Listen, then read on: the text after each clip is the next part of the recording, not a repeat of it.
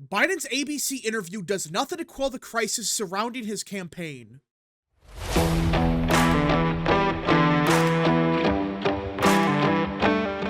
What is up, people of the internet? It is me, Real American, back again with a new video, and today we have to talk about the 2024 presidential election because Biden just had an interview on ABC.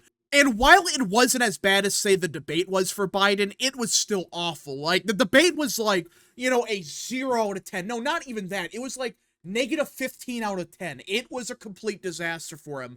While the interview, yeah, it's better, but that doesn't mean it was a masterpiece, which the campaign banked on, by the way.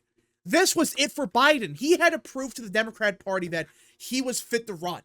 Well, the interview, yeah, it was better, but it was nowhere near what Biden's campaign not only needed, but what they guaranteed to their own party. So let us get into it. President Joe Biden struggled to prove he's got the strength and cognitive capacity for a second term is becoming an excruciating personal and national ordeal. And I'm surprised CNN said that. This is the first sentence. This should tell you everything about that interview. It was not good. And that's why a bunch of Democrats are now saying, well, it's over. This was it for Biden. This is why this interview was it. He guaranteed to everyone that he was going to do way better here. It was be perfect, no hiccups.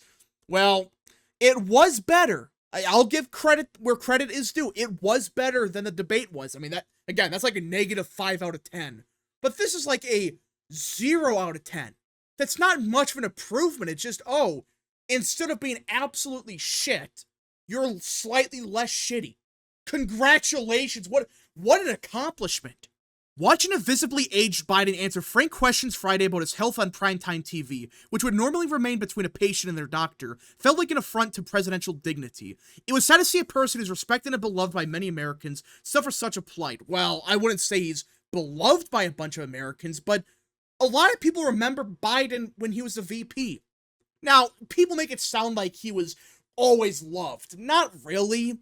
When he was the VP, people kind of just thought, that's Obama's running mate. And that's about it. Maybe they know that he's a former senator from Delaware, maybe. But outside of that, before he ran for president, no one really knew about Biden. Like, who he was really. Well, now we know, yeah, he's not that well liked. Yet Biden's position is shocking presidential debate performance. Oh, shocking.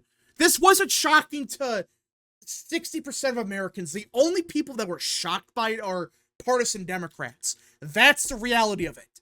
Before the debate, most people agreed that, yeah, there's something wrong here. But I don't think anyone understood that it was this bad. There were some people that thought, yeah, he's out of it completely. But I would assume that most people thought, okay, he might be older, there might be a problem, but he's still there, 80% of the time. Well, no, he's not there 5% of the time, let alone 80%. It was bad.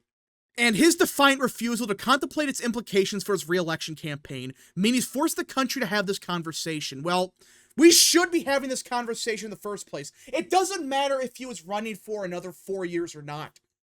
This country needs a serious discussion about what happened the past 4 years, because we need to know, how long did the White House know about this condition? All right, we're not talking about, it just appeared out of nowhere last week. Bullshit. Publicly, we've known about this for years, that, okay, there's something wrong here. But the White House hid how bad it really was. That's a scandal. That you could argue might be the biggest scandal in American history.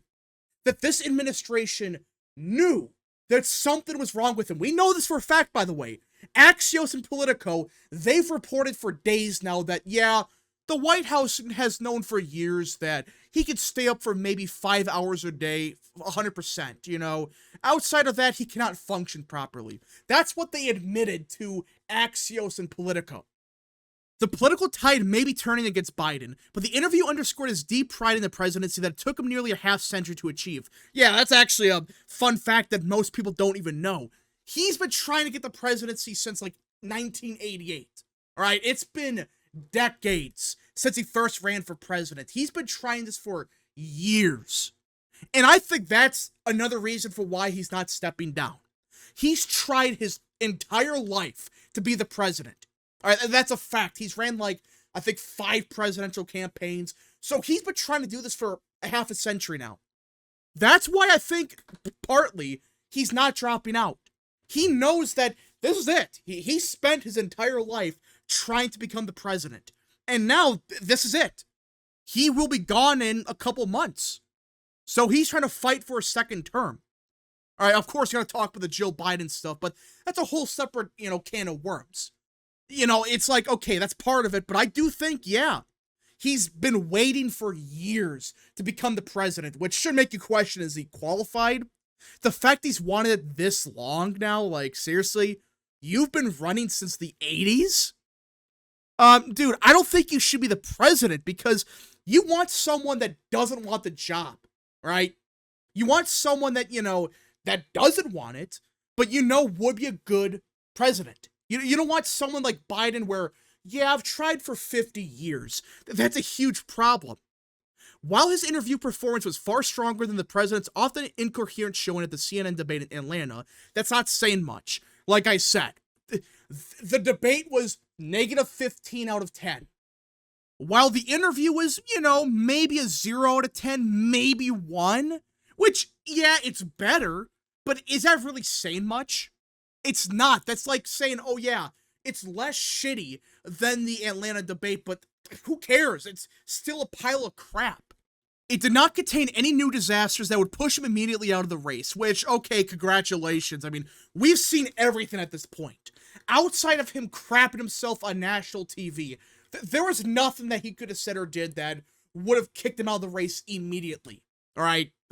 That's the bar we've set. It's so low that if he shat himself, then you can maybe make an argument that, okay, he's done 100%.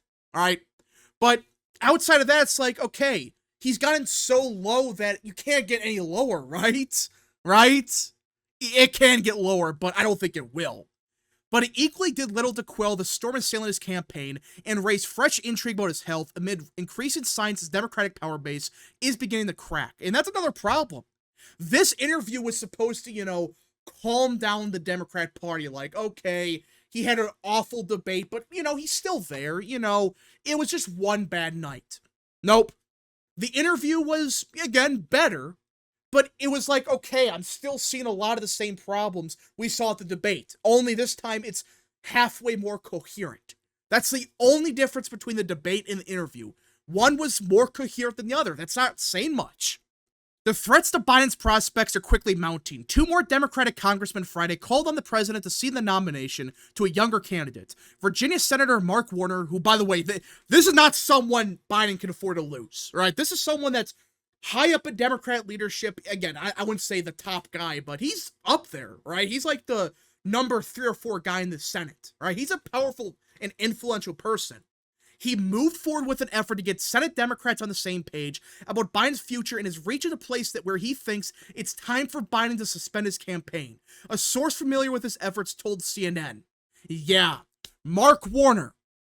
This guy is like number 3 in the Senate. He is very influential. If he's saying, okay, it's time for Biden to go, he's done.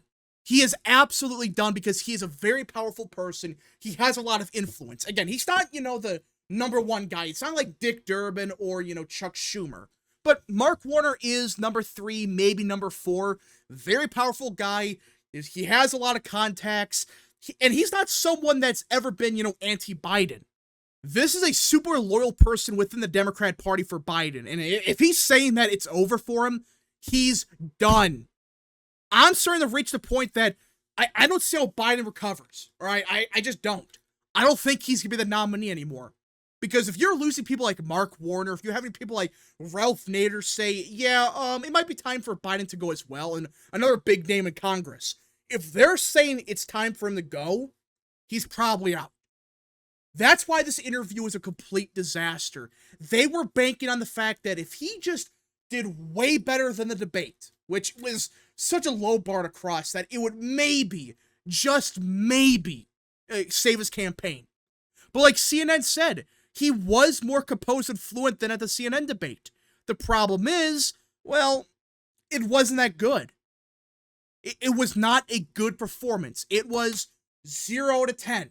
instead of negative 15 out of 10, which is the problem here for Biden. He needed a perfect performance.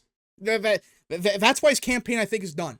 Because he cannot afford to lose any big names. And if he's losing people like Mark Warner, there's no way he can win the nomination. Now, does this mean for 100% certainty he's not going to be the nominee? No, of course not. Stuff can happen. We don't know. But it sounds like, yeah, the interview was the last Hail Mary for this campaign to maybe get something going. It's over.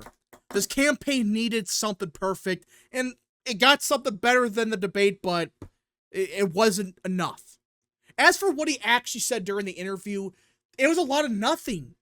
Like, you read what he said, it's like, dude, what are you talking about? Like, dude, half the stuff you're saying is just nonsensical. And the one or two good things he said, like, look, if I lose to Trump, I'm just going to be glad that I put up a good fight. You know, I'm going to concede, I'm going to all that stuff. Which I thought, okay, he's actually saying something good. Like, okay, he's going to try to unite the country if Trump wins. That's what he said. That's what he implied. But for whatever reason, the one decent part of the interview, Democrats were saying, oh, how dare he say that? We are stunned by this revelation. What? You're mad that Biden is saying that if he loses, that he's just going to say, well, I lost, I concede, I accept it? Really?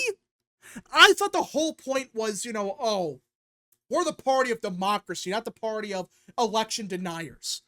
So instead of, you know, accepting the results like you should if you lose, they're going to say, well, he is trying to hand Trump the presidency if he loses. Which, okay, he concedes. How is this some grand conspiracy to benefit Trump or something? That makes no sense. But Democrats are apparently pissed off about it. That's the one thing they said, okay, I'm done with them. Which should tell you everything about the Democrat Party. They don't care about, oh yeah, he's falling apart mentally. It's the fact that he said, yeah, you know what, if I lose, I'm just going to say, I put up a good fight, I lost, I concede, all of that stuff. Of all the things to get mad at him for, alright, like, oh, the fact that he lied about his health, the White House is lying about everything, he can function for 5 hours a day. No, you don't get mad about that. You're worried about the fact that he said, I'm going to accept my defeat if I lose. Good job. That just shows you everything about the Democrat Party. The fact is, they don't want to concede. They're not going to concede if Trump wins. I guarantee it. They're going to say it was all a grand conspiracy, it was rigged, Russia did it again. I guarantee you that's what they're going to pull. I really believe it, especially after this performance by Biden, that they get pissed off over that. Not, oh yeah, he sounded incoherent for half of the interview and he says weird stuff here and there, and the fact is, we're getting an article daily at this point where he can function for 5 hours a day. That's not the problem. It's, oh yeah, if I lose, I'm going to respect my defeat.